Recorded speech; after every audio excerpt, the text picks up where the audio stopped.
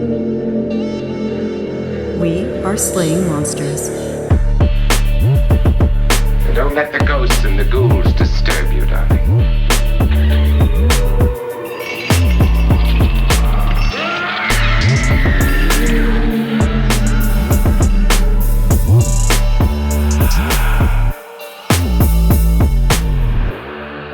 The thing that I should bring up before one of our listeners brings it up for me, because I'm sure that somebody will, is that in the last episode I mentioned that it was the mid-1950s that they started putting "In God We Trust" on the money. But it's actually, in the 1950s, they started putting it on the paper money, and it was actually put on the coins. You want to guess when it was put on American coins? It's earlier than the 50s. Oh, I was going to say Reagan. No. Earlier than the 50s. Considerably earlier than the 50s, I'll say. Prohibition? The 20s? Earlier than that. During the burned over district times? Yeah, you're actually much closer there. It was during the Civil War. Okay. Oh. Yeah, burned over district would be like the 1830s, I think, 1840s. So yeah, it was the mid 1860s. They put "In God We Trust" on the coins. Interesting. Now, do you know why that was? Not offhand. Okay. I know that the Confederates were printing their own money at the time. It might have just been a way to separate us, like us being the Union from the Confederates, and make the Union seem like it was more in line and on the side of God. I don't really know. Okay. That means that Cope and Marsh were paying for things with coins that said "In God We Trust." So AI Overview says that the Secretary of the Treasury in 1864 authorized it after receiving petitions from citizens and religious leaders who wanted to formally recognize God on the nation's currency to help unify a deeply fractured country. Yeah, so it started during the war, trying to place the Union under divine protection, as you were saying, Matt. And then made its way onto the paper currency in the 1950s during that whole push where we were fighting against the godless communists, as we talked about in the last episode. Yeah. And there's this revitalization of Judeo-Christianity. And then Werner Herzog made a documentary about ghost elephants.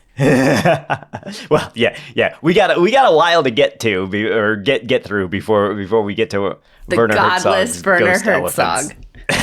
elephants. Godless ghost elephants. Ghost elephants serve no master. Yes. No, they're the largest animals on Earth. Well, no, the whale. Largest terrestrial animals Right. on Earth, though, I think. Yeah.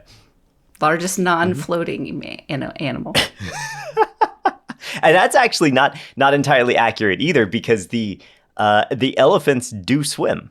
So they're the largest, mostly land-based animal. Sometimes the elephants are in the water.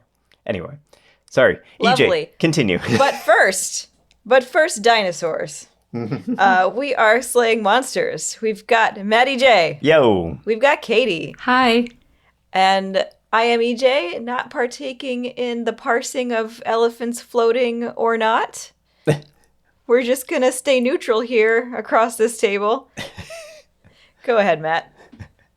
Well, yes. So we are going to talk about living dinosaurs, and we're going to wrap this up. In our last episode, we discussed how creationists insinuated their way into science, pseudoscience, and cryptozoology.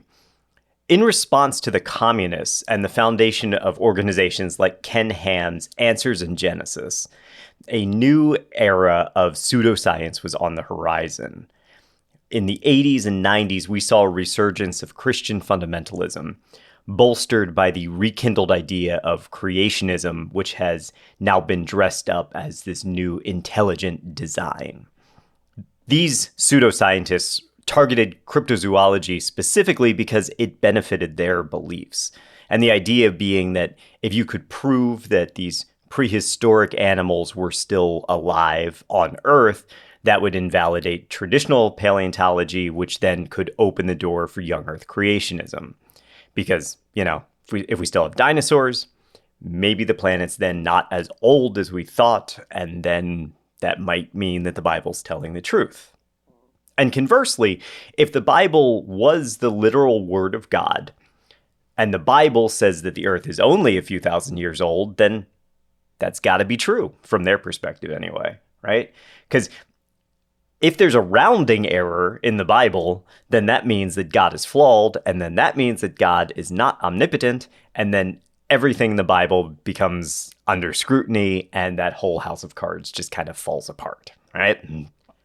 Now, misunderstanding science, creationists thought that the same thing was going to happen if they invalidated a single point of evolution. Like, if we just find one prehistoric creature that's still living on Earth, that will invalidate all of evolution. Everything Darwin said about the finches, fucking the whole pie, right? But of course, that's not how science works. And in fact, we have already done that. It's called the coelacanth. You guys have heard of the coelacanth before, right? Yes, but Prettiest fish in the ocean. okay, that's what I was going to say. It's a prehistoric fish, right? That still lives today. Yeah, it was believed to be extinct, but we found them off the coast of Africa in the 1930s. They're still around. Yeah. Wild. Yeah. They look ancient. They do. They really do. Yeah. And the coelacanth is kind of one of the more credulous mascots of cryptozoology because of that. It kind of proves that cryptozoology works in a way, And the cool thing about the coelacanth is that it didn't disprove evolution or anything like that. It actually proved that evolution works in a funny way, If you're perfect like the coelacanth, when you come into existence, then you don't need to evolve. You can just continue living in the deep ocean all by yourself. Well, and that's also kind of true of like crocodiles, alligators, sharks. These things are, maybe they've changed a little bit from their prehistoric ancestors, but they really haven't changed for a very, very long stretch of time because the way that they are right now works wonderfully well in their particular environments, and they don't really need to adapt anymore. Although it's interesting because we were in Charleston recently, and we went to Magnolia. I think it was Boone. Yeah. I don't know. One of the two. It was either Magnolia Plantation or Boone Plantation. They had a little zoo, and they had some gators. They had two different gators, and the gators will actually grow to their environment. So if you have an alligator in a small enclosure, the gator will only grow as big as that enclosure. But if you have a gator that's outside in the wild, it's going to grow bigger than the one that's in the enclosure, which is already like a little step of evolution, right? Yeah, and that's I think koi fish are like that. And also, I think goldfish are like that. So goldfish can get enormous if you're not keeping them in a tiny bowl. Yeah. Which is crazy to me. Bonsai animals. Bonsai animals. Meanwhile, these newly formed International Society of Cryptozoology, they're planning more expeditions to Africa looking for dinosaurs. That was in response to co-founder Roy P. Mackel's dubiously successful trips where he claimed that he had found proof that a sauropod called Mokele-Mbembe lived in the vicinity of Lake Tele. The point person for the ISC's 1986 expedition was a man named William Gibbons. Born in Scotland in 1958, Gibbons had been obsessed with dinosaurs basically his whole life. He saw the film The Lost World when he was a kid and loved this idea of finding a prehistoric land full of dinosaurs. I mean, I kind of do too, honestly. But that led Gibbons to the research of early African neo-dinosaur writers like Willie Ley, Carl Hagenbeck, the people that we've discussed so far. Gibbons got very deeply involved in esotericism in the 70s as well, including this whole resurgence of the spiritualism movement. He was doing tarot readings, that kind of stuff. And that allowed him to bump into cryptozoology as well, where he discovered Bernard Heuvelmans and his writing about undiscovered cryptids, and led him to Roy P. Mackal and the International Society of Cryptozoology. Gibbons volunteered to conduct his own safari in the region after Mackal's second expedition ended. And he did just that in 1986. Partnering with the ISC, he led a group of 4 researchers from the UK and spent 2 weeks at Lake Tele. Now, leading that expedition was an experienced explorer named Mark Rothermel. This guy, he's a unique guy on the scene. He's a no-nonsense hooligan, also a very capable mercenary and a less capable hunter. His particular involvement in the Congo is going to end up being like one of the kind of confusing parts of this story. So let's put a pin in Mark Rothermel for now, and we'll come back to him in a little bit. So the ISC set up their new UK expedition with Marcelin Anyanya, the African biologist who was the expedition leader for Roy P. Mackal's expedition. You follow so far? It's a lot of names I'm throwing I out know. there. Yeah. I they're on a mission in Africa. That's what I've got. Well, you might remember Anyanya was the person who found the whole thing silly and remarked on previous occasions that he only participated in this crap because it brought tourists here and made them spend money. Oh, right, that guy. Mm-hmm. Yeah, okay.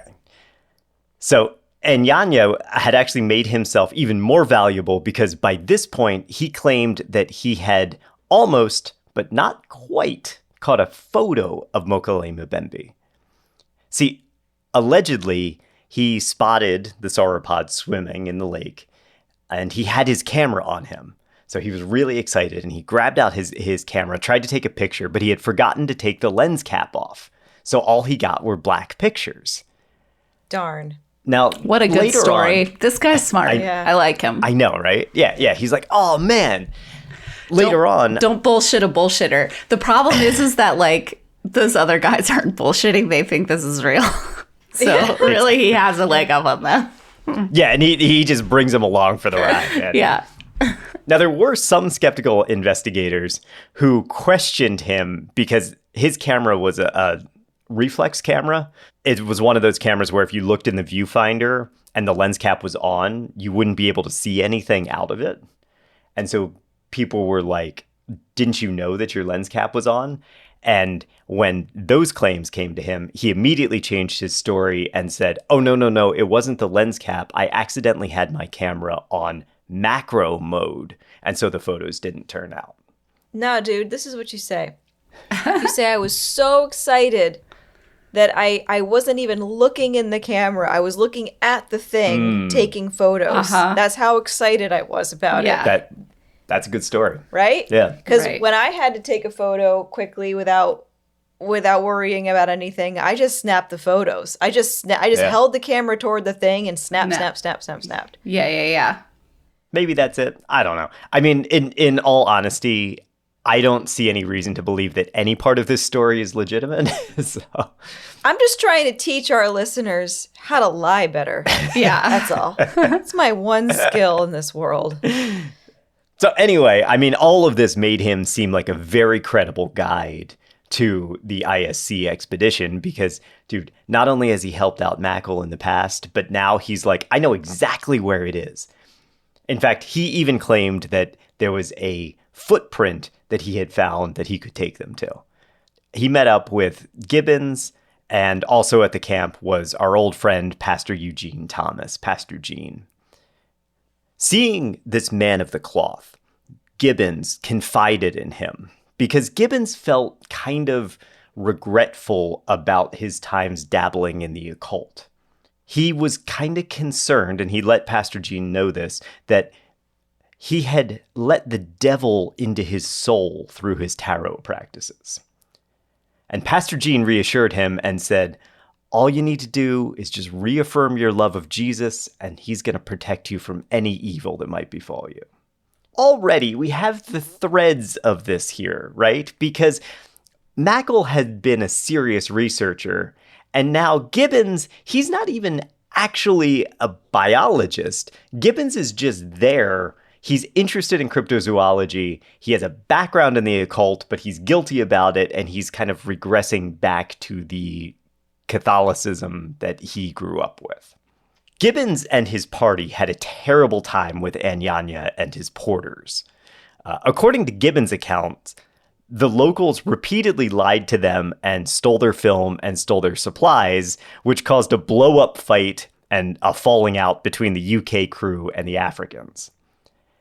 I will say it's kind of unclear if that actually happened or not. I don't doubt that Anyanya leveraged his position in one way or another. And, it wouldn't surprise me if he took advantage of the British hospitality there. But Gibbons was a sour racist from the very beginning, too. And he believed that the reason that no one had found these dinosaurs before was because Africa was so busy trying to win their independence from their colonial oppressors that it stopped any scientific advancement that could have been happening in the country. You're so busy trying to have freedom and stuff that you're not letting us go after our weird theories.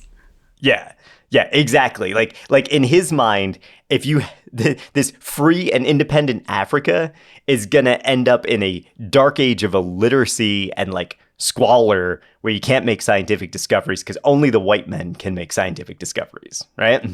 That is very racist. He sounds quite racist. As Edward Guman puts it in his article, Hunting Dinosaurs in Central Africa, ill-advised independent movements had led to socialism, war, corruption, negative relations with former colonial powers, persecution of the European colonists, and implicitly European Christian missionaries who remained, and a general breakdown of law and order in Central Africa, all things which made the search for Mokele-Mbembe difficult, if not impossible. I love that the first thing on that list is socialism. You know what's probably the biggest problem? War. It's difficult to do anything in a country when it's at war. My favorite thing is the persecution of the European colonists. I'm sorry. Mm-hmm. But this has been the running theme. It's been the running theme throughout the whole series, right? Uh-huh. That you need to have this white, either American or European researcher there to possibly be able to figure out where these dinosaurs are. And if Africa is able to self-govern, there's no way we're ever going to find the dinosaurs because they're going to, bring socialism, I guess. Oh my God. And you can see why guiding someone with that stance might get under Anyanya's skin, right? The Scottish guy starts raving about how you'd have found these dinosaurs already if you weren't concerning yourself with your own independence and fucking whatever, right? The funny thing is that despite his whiteness, Gibbons never did find Mokele-Mbembe. But he did find something else in Africa. He found Jesus. Gibbons allegedly had a terrifying demonic attack in the jungle one night. And he describes it. While I was slowly drifting toward sleep, something caused me to suddenly snap awake. There was something else in the room with me. Within a minute, perhaps less, a dark and thoroughly evil entity began to fill the room. I tried to call out, but my voice died in my throat. I tried to sit up, but I was completely paralyzed. Steadily, the evil presence approached my bed. I was fully awake, yet completely immobile, soaked with sweat and beginning to go out of my mind with terror. The most unbearable pressure suddenly began to squeeze down on my chest, shoulders, and arms. Frequent listeners, of course, will immediately recognize that Gibbons was having an episode of sleep paralysis. It's an incredibly common phenomena. When you wake up, you're still half dreaming. In fact, it's very likely that he actually primed himself for an episode like this, thanks to his conversation with Pastor Gene, where he said, "Oh, I'm really concerned that I let the devil into my life." I feel bad for him because he was so close, like as someone who used to believe in God and now doesn't, it's that last little hump where you're like trying and you don't really think you believe it anymore. And you start like going out in the world and maybe like saying that out loud or doing things that are not Christian. And then you feel a little bad. You're like, wait, what if I'm wrong? You just got to push through it. And then you just push through it, drink the chicken blood in the moonlight. Yes. And then you land on the other side and you're like, oh, it's fine. It's just a myth and a story that helps people with their own philosophical beliefs in the less harmful version. And, and then you're fine. He was so close. He was so close. Yeah. This really was a turning point in his life, though.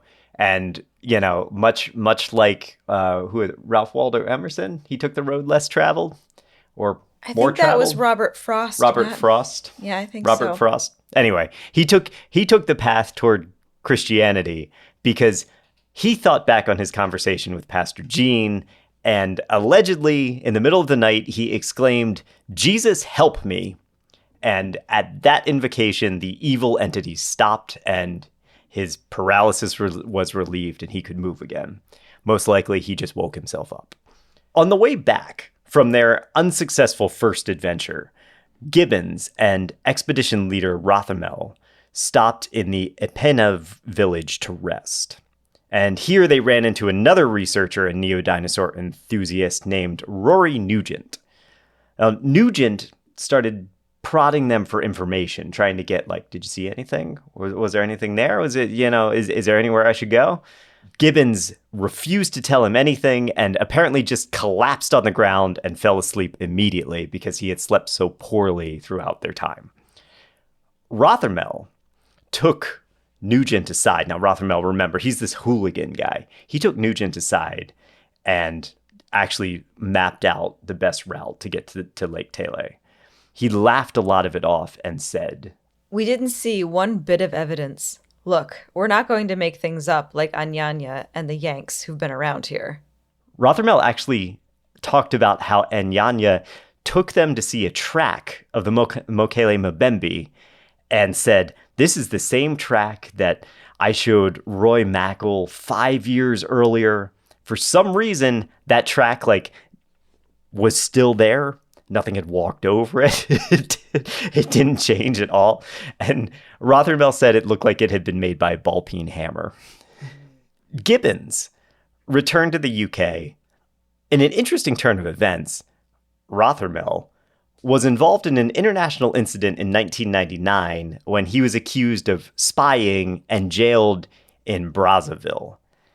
And according to the Herald, Rothermel joined in a massive prison break, escaped from that jail, and fled. During that reporting, it came to light that he had been connected to an Essex gang murder in 1989. That gang was called the Firm, and they strangled, decapitated, and buried one of their rivals in the woods.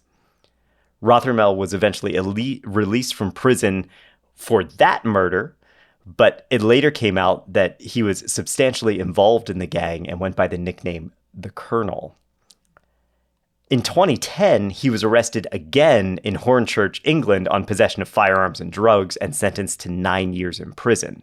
And none of that relates directly to Mokele-Mbembe, but it's a fascinating little footnote that explains just who was involved in this expedition. And his gang was called The Firm? Yeah. That's cool. That's a good gang name. It is. I like it. Yeah.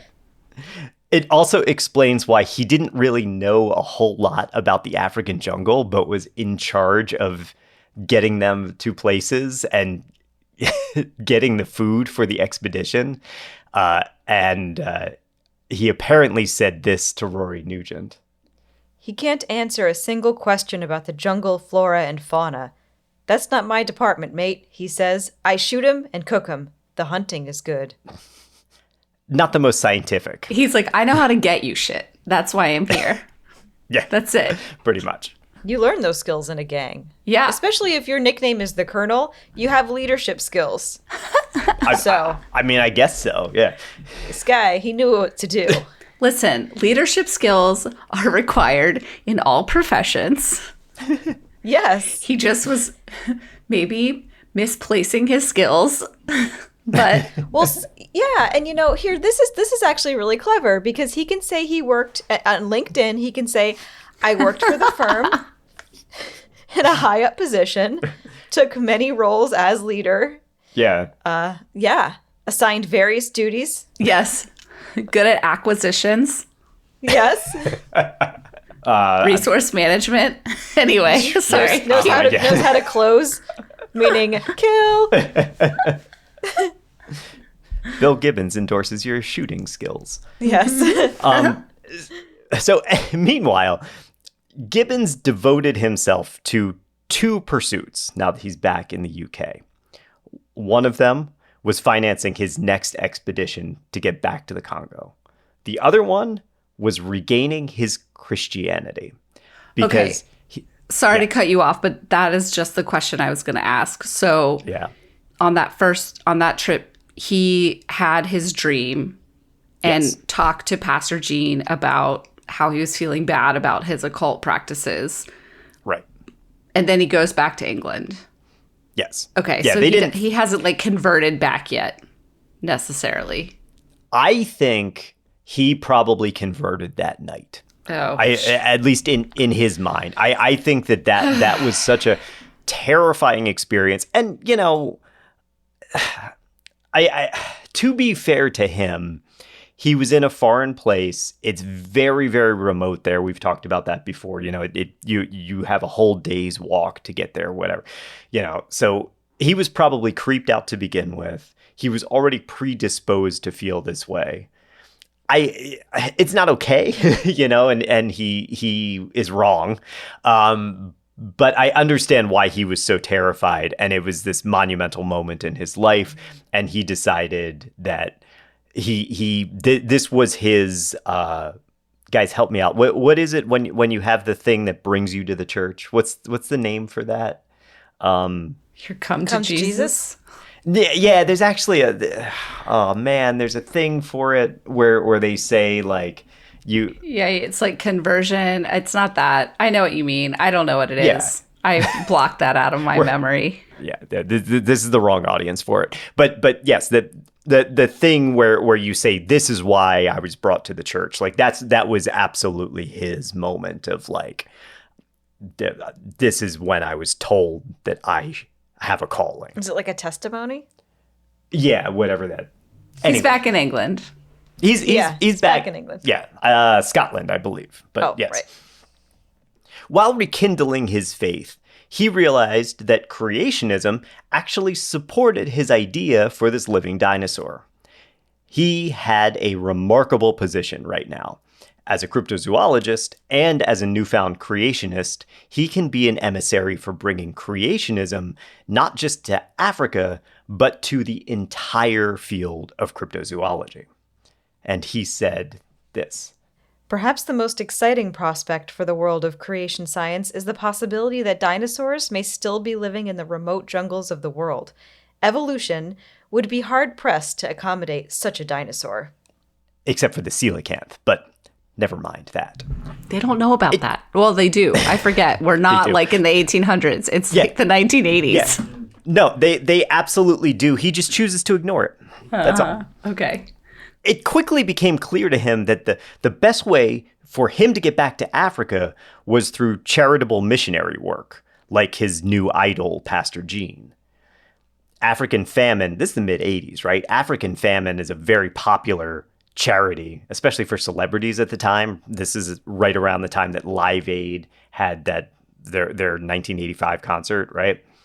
So Gibbons managed to secure funding from several wealthy donors, including Mick Jagger and Ringo Starr, and launched a second expedition in 1992. According to Gibbons, his trip was as much about providing aid to the country as it was searching for the dinosaur. While in Mfondo, a town in the northeastern Congo, Gibbons stopped to deliver supplies and also delivered an impromptu sermon. I began to speak, telling them my story of salvation and finding Christ in the jungle. After I had finished speaking, 3 people came forward and accepted Christ. The power of Satan had been broken. It was a glorious day indeed. This is what he did for 20 years. And cryptozoologists ate it up because they thought, oh man, he's going there under the guise of missionary work and looking for prehistoric animals. And creationists ate it up because he was using these prehistoric animals as an excuse to spread Christianity and creationism to remote African towns. Creation Today, a Young Earth Creationism website, even offered to sponsor one of his trips. As far as proof, when we're talking about proof of Mokele-Mbembe, Gibbons presented nothing. However, he loved to talk about how close he was to finding it. Like he was always just about to get there. And in one article on the Institute for Creation Research, he wrote this. I must ask the reader to forgive me for the lack of detail regarding the precise location of my fieldwork, as I strongly believe that we are a hair's breadth away from locating and filming a specimen of the Mokele-Mbembe. If the Lord is willing, I will return to Cameroon and at last film a specimen of Mokele-Mbembe, the ultimate living fossil. Yep. So basically, everything is like the dinosaur, it's just over there, right past that goalpost. His expeditions, and remember, this is all either, depending on what camp you're in, it's either looking for dinosaurs under the guise of Christianity or bringing creationism under the guise of dinosaurs, right? They gained so much popular attention that he managed to convince the BBC and the Discovery Channel to front $15,000 and a film crew for a 2002 trip. And an additional $50,000 came from a young Earth creationist named Paul Rockel. This seemed like a win for creationists, and the whole thing was highly publicized, and now you sort of indirectly have the BBC and the Discovery Channel funding creation science in Africa.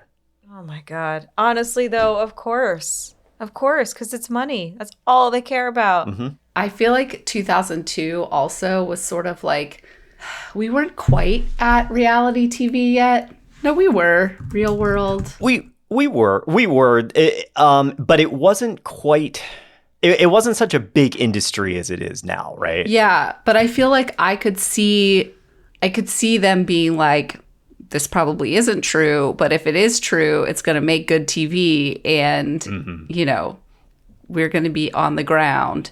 And like our society is conservative. People are like, oh man, maybe the young Earth people are right. Yeah, I guess so. I don't know. I think we're also willing to. I think our society is just interested in different perspectives too. Like I think that's the same reason why so many of us tuned into Ancient Aliens.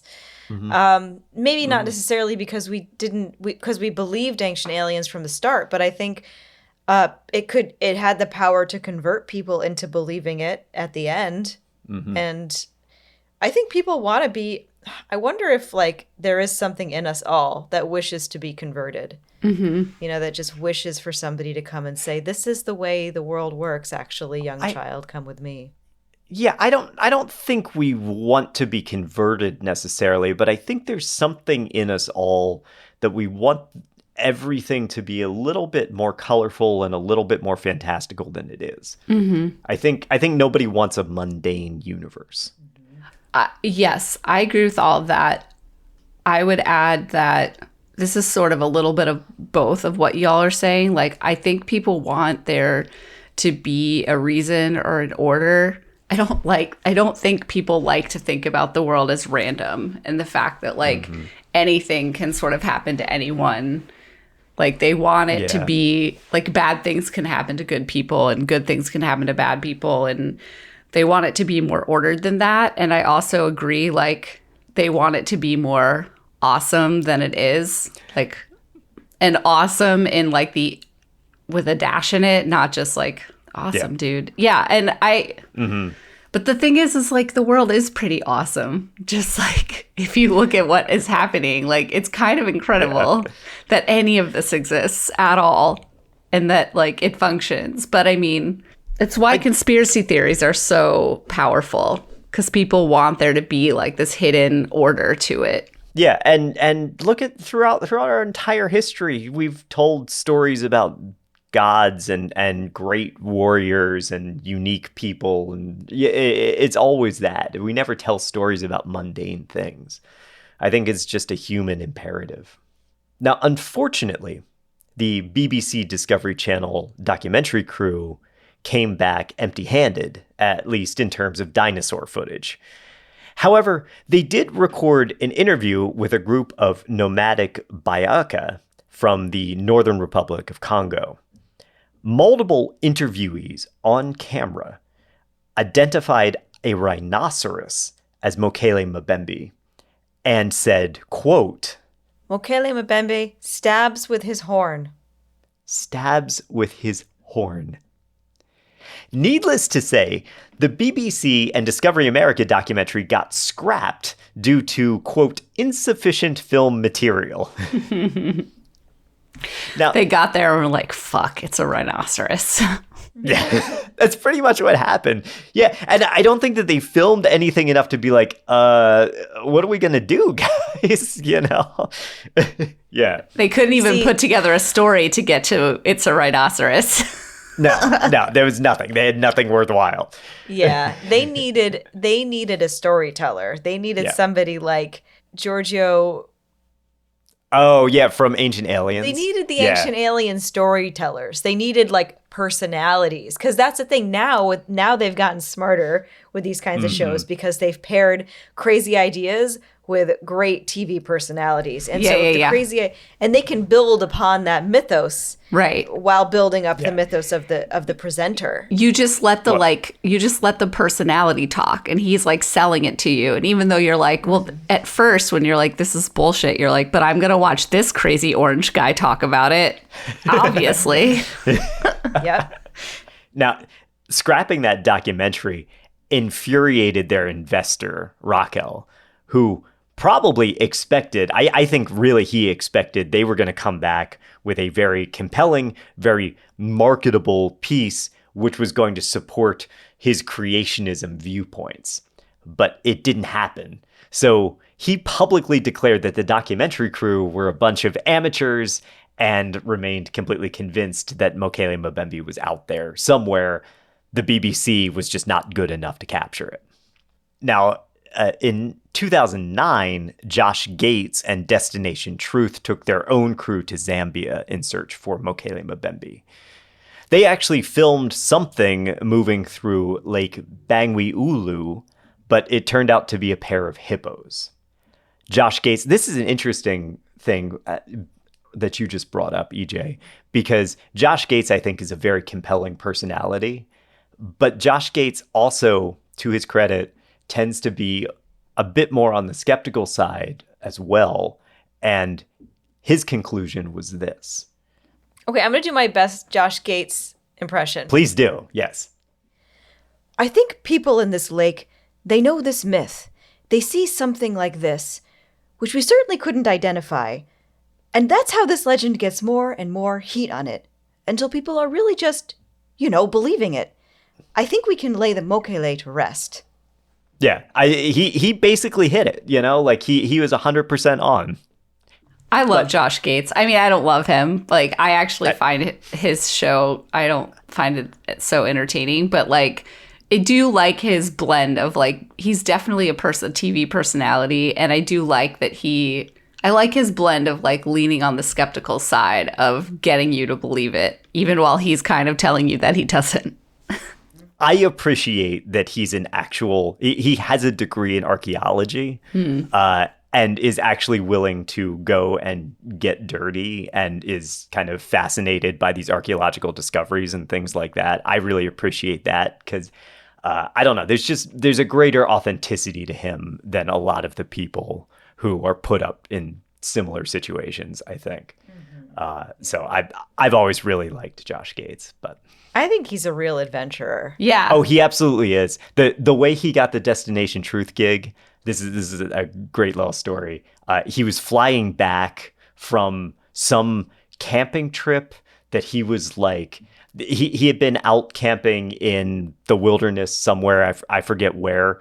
And he got the audition as he was on his way back, and he was talking to his agent. He was like, man, I don't think I'm going to have time to go and change and get properly dressed for this audition for Destination Truth. And his agent was like, Josh, don't do a thing. Walk in there right off the plane. And he did, and he got it. Yeah. That's amazing. But I think to your point, EJ, like I agree. I was going to say, I do feel like he's almost like a modern day adventurer. Like he genuinely did do this stuff on his own time before he had a TV show. Yep. Now, of course, other media companies wouldn't let this idea go.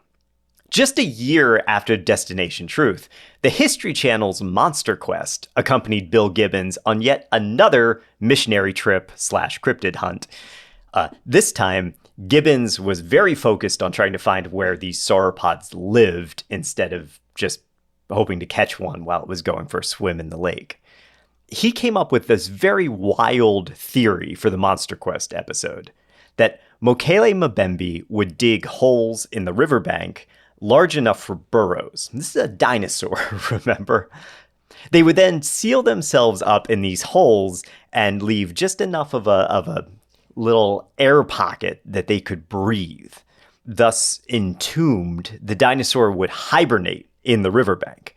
That's why we can never find any evidence of them, is what Gibbons said. They were hiding literally underfoot.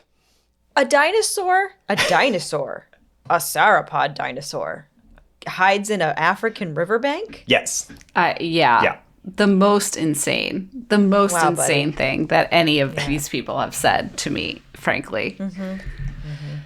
This notion actually dates back to Roy Mackel's investigation, this idea of Mokele-Mbembe living in riverbank caves. But it doesn't make any sense at all. We have zero fossil evidence that supports sauropods dug burrows or lived in makeshift caves. And modern large animals like elephants don't do that either. Hippos bank their babies. They do. That's true. But that, and honestly though, I wonder if that's where that theory came from, because they saw a hippo doing it maybe, or confused it and thought it was a dinosaur. I don't know. Smart. I think that it probably comes from needing to have an explanation for why you can't find Mokele-Mbembe. I completely agree. But I wonder too if they are using, like some elements of truth to make their not their lie, but their folklore. Their folklore Yeah. make more sense. Well, it's interesting because there is a mythological precedent for all of this too. There's a writer named P.M. Larkin who wrote a lot on the folklore of the Azande people and talked about a rainbow serpent, which lived in a riverbank in caves. They lived there during the day, but at night it would come out and climb trees and eat cattle. That rainbow serpent was often depicted as a python with an antelope horn, which kind of explains some of the stab it with a horn language that comes around Mokele-Mbembe. Larkin calls these stories incomprehensible. But the rainbow serpent, I suspect, is probably the mythological origin of Mokele-Mbembe. You might remember Mackel was even told that Mokele-Mbembe translated to rainbow by some people.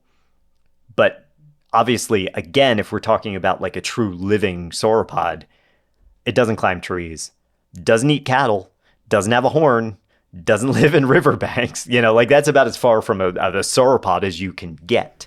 What's the biggest animal that we know that like makes burrows? Like they're not, maybe a badger? Like I don't know very much, but I'm just trying to think of like what's a relatively large animal that we know like digs its own burrow. Like bears will go and hibernate, but they don't dig them. Yeah. I'm just like, Yeah, it doesn't make sense. Like, what other it doesn't animal does make that? sense. Yeah. Yeah, it doesn't make any sense at all. But don't worry, Bill Gibbons didn't care. Yeah, sure.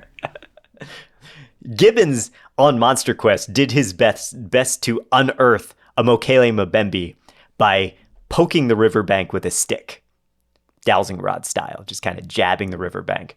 That was unsuccessful, and so he gave up because there's no technology that can dig holes. He even had the balls to claim that these expeditions were hampered by being severely underfunded, as if a shovel costs like a month's salary. On top of that, remember that his last trip was funded by the BBC and the Discovery Channel and an independent investor and cost $65,000. This guy will make any excuse. Yeah.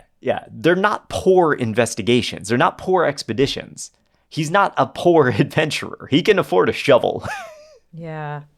Now, cryptozoologist Carl Schuker put forth the belief that the Mokele-Mbembe might actually be an African soft-shell turtle, or a Trionyx. It's kind of a weird-looking animal.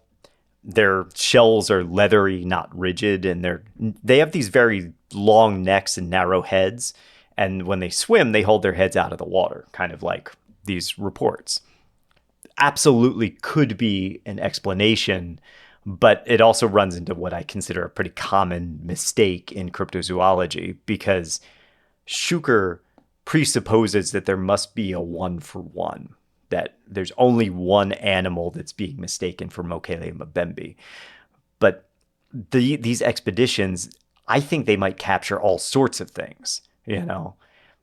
We don't say, like, the Loch Ness Monster must either be a plesiosaur or must be an eel, you know? We can say, oh, there's probably a whole host of reasons why we see phenomena in Loch Ness. I think the same thing is happening here. Soft-shell turtles may account for some of those sightings, but I also think swimming lizards, submerged hippos, logs, even unusual wind, and a host of other things are probably to blame. I don't think there's a singular explanation for all the neo-dinosaur sightings. Now, before we wrap this up altogether, I would like to travel to a nearby region of Africa in search of another alleged cryptid, because I think it makes a fascinating comparison. Henry, or the Faini-Curvy elephant, stands over the rotunda of the Smithsonian Museum of Natural History. 13 feet tall, weighing 11 tons, Henry dwarves his contemporaries and even some prehistoric elephants. He was shot and killed in Angola in 1955 after a Hungarian hunter tracked him. It was the largest recorded land animal ever killed by a hunter. Henry's skin weighs 2 tons. Wow. Holy skin. crap. Yeah. His tusks and skull were so heavy that they couldn't be mounted, and the museum had to fabricate replicas. Oh my God. Yeah. So wait, that's not his skull. Wow. Yeah.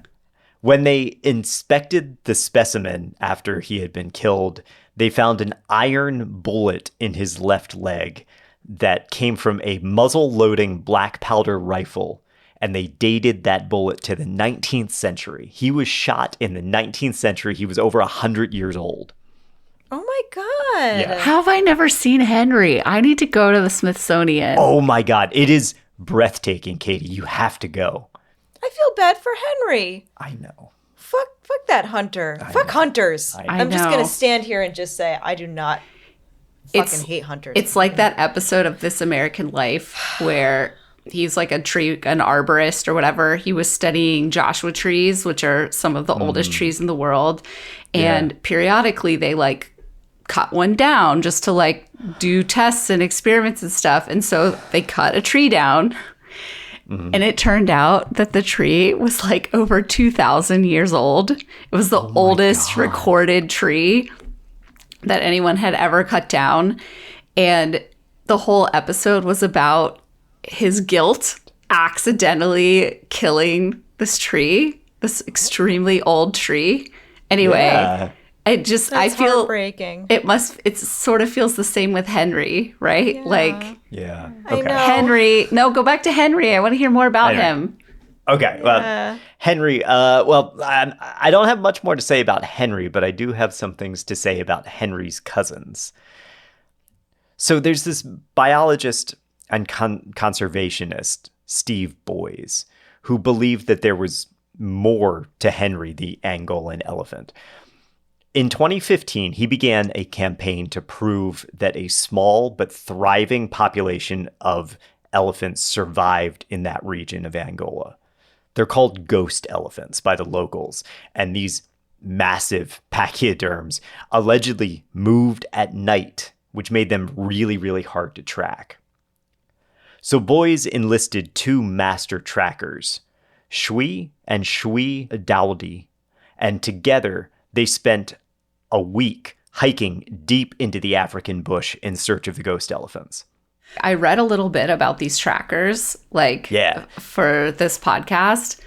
They're like incredible. Like they can do things that basically we do with computers and like machinery now. Their ability to track like changes in the environment, and they come from a line of trackers that it's like 100,000 years of like intergenerational tracking knowledge. It's crazy. And there's like a whole school now that they've set up to try and prevent this knowledge from going extinct. But anyway, I just wanted to bring that to our listeners because it was really cool. It's the San Bushmen in Africa that have these skills, and they're like incredible. So go check it out. So awesome. Yeah. Yeah. I don't know if you would consider them the best in the world, but they're the best because it's regional. Like they are the top people that you could possibly get to do this. Like they are the best In that area, yeah. Yeah. Obviously, like their skills are based on knowing the environment. So they couldn't go to say like, Siberia and do the same thing because they don't know that environment. But yes. They spent a week in the bush searching for these ghost elephants, explored almost 50 kilometers, 30 miles, and they found evidence of them in the form of elephant dung. And then nearby, they also spotted evidence of rubbing on the trees because apparently the elephants got itchy. Boy's team collected DNA samples from the dung and a single elephant hair from the tree. And the team spent days in the middle of a region the size of England, searching for a herd of less than 30. And they actually found them. Boys managed to capture a video of one of the elephants, and Shui fired a sample dart at it in hopes of collecting fresh DNA. And then the elephant headed off. They tried to track the elephant. They followed it for 3 hours and ultimately lost the elephant and the dart in the dense forest. But no matter what, Boys, Shui, and Shui Daodi and their team came away with evidence in support of Angola's ghost elephants. They had DNA, they had spoor, and they had video footage. That's crazy. Also, like, it's wild to me, like, how dense must the jungle be that you lost an elephant that you're tracking? You're, like, actively following it, and then you lost it. Like, that's crazy. And I think that's why I bring this up, because it's a great comparison for these neo-dinosaurs. Mythic creatures allegedly live hidden in a remote region. Boy's team managed to find evidence of the ghost elephants, despite a habitat the size of England, a population of less than 30, despite 70 years of nothing but rumor and speculation. We didn't even have a picture. We had Henry and then nothing for 70 years. And Boy's team did this in a decade, 2015 to 2025. In contrast, researchers and explorers have been on the track of African neo-dinosaurs for over a century. Hundreds of scientists, trackers, hunters, and camera crews have surveyed the region in search of these animals that are allegedly 2 to 3 times the size of ghost elephants. And despite all of that, do you know what we haven't found? Gee, what? Well, not even the dinosaurs. Okay. But do you know what evidence we have never found for Mokele-Mbembe and neo-dinosaurs? I don't know, their poop and stuff? Their poop. Yeah. Yep. Okay. Yep. Do you guys remember William Buckland, the guy who discovered the first dinosaur and had a crisis of faith because he found this animal that didn't make sense with his creationist viewpoints? Right, yes. He was also the guy who studied fossilized poop, or coprolites. These sauropods, their poop is estimated to be 4 feet long, or about 1.2 meters. And that's one dropping, okay? For comparison, elephant drop deuces 12 to 15 times per day, because basically, as an elephant, all you do is eat and drink and poop. It's pretty much an elephant's daily life. Sauropods, we can assume that they follow pretty much the same daily pattern as an elephant. And we can assume that therefore they would have a similar Dookie ratio, which means that each dinosaur would probably produce about a dozen 4-footers per day. And this is particularly important in light of the recent ghost elephant discovery, which was supported by DNA found in elephant dung. Even if we assume that there's a minuscule population of sauropods stomping around these African jungles, they still need to eat a massive quantity to support their body weight. And that means they should be pooping all over the place. And sure, some of that's going to end up in lakes and rivers, and some of that's going to get consumed by insects. And, it's in heavily forested areas and all of that. But still, we should have found some evidence of sauropod dung in the last, millennia. Mm-hmm. But remember, we've been searching for African neo-dinosaurs for a little over a century. They've allegedly been living there since the age of the dinosaurs in breeding populations. You would think that we would find fossils. We would find fossilized coprolites, fossilized dinosaur poop. But there's nothing. No Mokele-Mbembe manure. Also, the fact that they probably, they ate up plants, right? Yeah. Sauropods. Mm-hmm. So there should be a grazing effect, too, happening across that region. Because anytime you, a lot of these animals, when you introduce them to the wild, the plants get affected immediately. Mm-hmm. So it would be a very different environment if there were sauropods. You would also think that there would be seasons where they would migrate. Yes. Because that's very common with these grazing populations. You eat something in one region during a particular time, and then you get too much rain and you got to move somewhere else. And, or it's too dry, you got to move somewhere else. That's very common all over the world. And yet, for some reason, we can't figure out the migratory patterns of Mokele-Mbembe. They're just always kind of in the lake. Which is a very, I feel like it's a very unscientific viewpoint. And it's a flaw in the logic. Huge flaw in the logic. Yeah.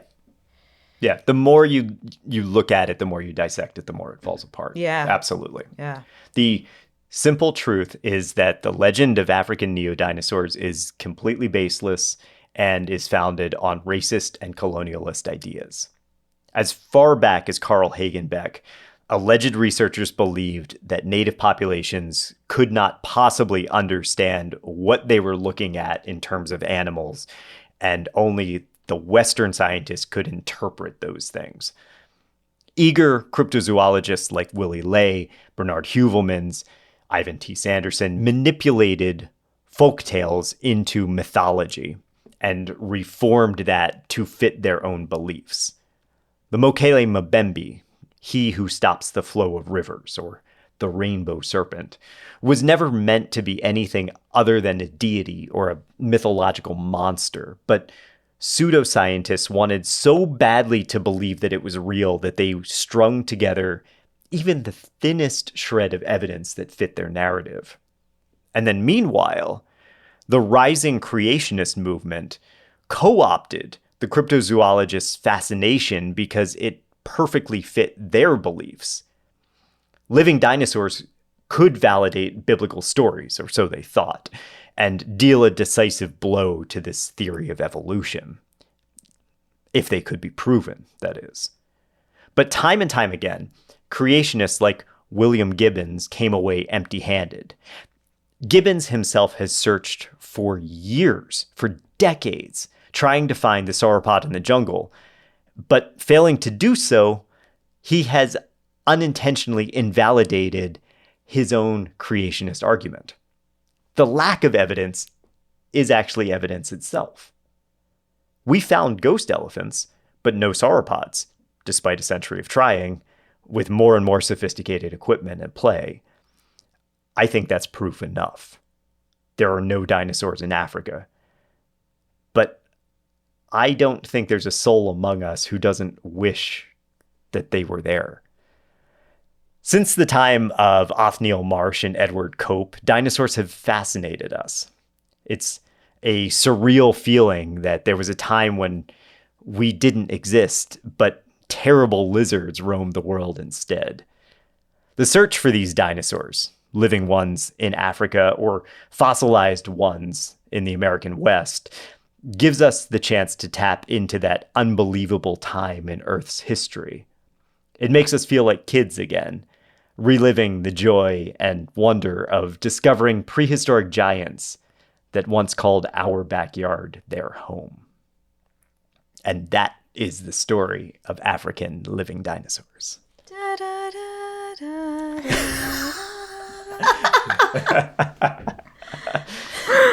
how suitable, how fitting this is. I know. Actually. I know, right? Poor Sam Neill. Rest in peace, Rest Sam in peace, Neill. Sam Neill. Oh, I think we should dedicate this entire series to Sam I Neill. think we should. Oh, that's really nice. Yes, I'm gonna cry. this series is dedicated to Sam Neill. Yeah, Oh, he was man. wonderful.